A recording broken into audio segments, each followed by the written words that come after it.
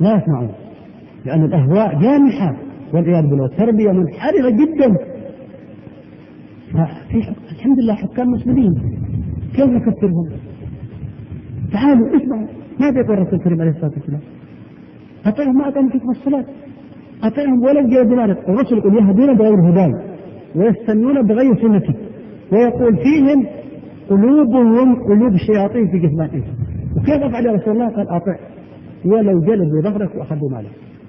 يقول هذه النصوص عار الآن أن تذكر، من العيب واللي يكون عميل. هذه النصوص عميل عندهم. رسول الله كان عميلا، رسول كان عميل عليه الصلاة والسلام. السلف الصالح الذي مشى على المنهج عملاء. يا خوارج يا روافض، اتقوا الله في الأمة وحكموا الله حتى في هذا الجانب، وحكموا الله في الإسلام كله. اتقوا الله في شباب الأمة وبشروهم بالحق وقولوا كلمة الحق ولو ماذا كان، ولا تخشوا له المكان. الآن كثير من الناس والله ما يقدر يقرر هذه القضايا، لكن هو والله مغامر، لأن هؤلاء صاروا أظلم من الحكام، لأن عندهم إرهاب فكري والله أخطر من السيوف والمدافع والرماح.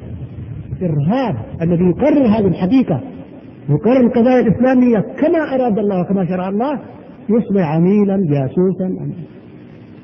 نسأل الله تبارك وتعالى أن يهديهم وأن يبصرهم بالحق، وأن يخرجهم من هذه الدوامة والحيرة التي جالبوا فيها الحق وجهلوا فيها الحق وحاربوا فيها الحق.